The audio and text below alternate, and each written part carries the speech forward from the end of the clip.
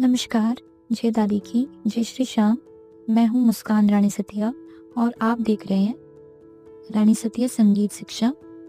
अगर आप इस चैनल पर नए हैं तो इस वीडियो को लाइक कीजिए, सब्सक्राइब कीजिए और ऐसे ही वीडियोस को देखने के लिए बेल आइकन प्रेस करना न भूलें।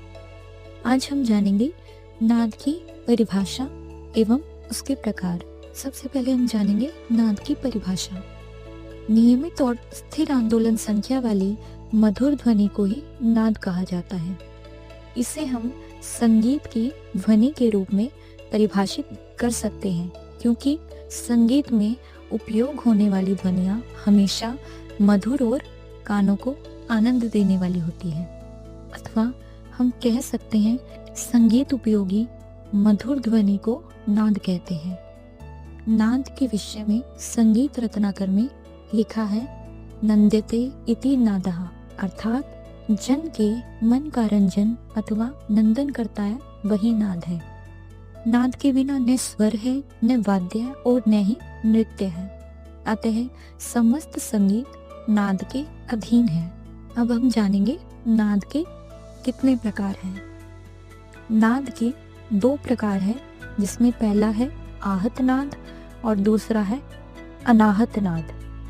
सबसे पहले हम जानेंगे आहत नाद क्या है। आहत नाद वह होता है जिसे हम कान से सुन सकते हैं। यह नाद किसी वस्तु पर आघात, मर्दन अथवा दो भौतिक वस्तुओं के टकराव से उत्पन्न होता है। आहत नाद ही संगीत का आधार है।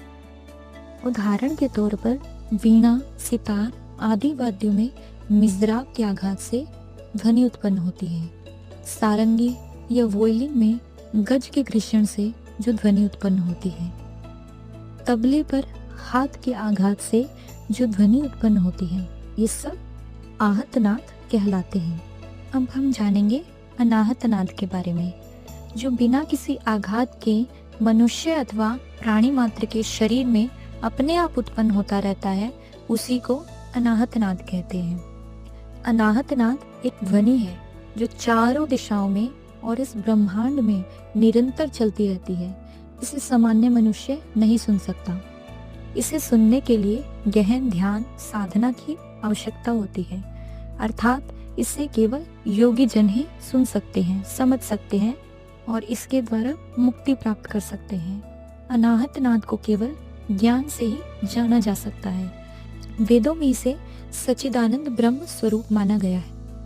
यह नाद मुक्तिदायक तो है, परंतु रंजक नहीं है। इसी कारण से अनाहत नाद का संगीत से कोई संबंध नहीं है। उदाहरण के तौर पर कानों को बंद करने के बाद जो साए साए की ध्वनि सुनाई देती है, वही अनाहत नाद है।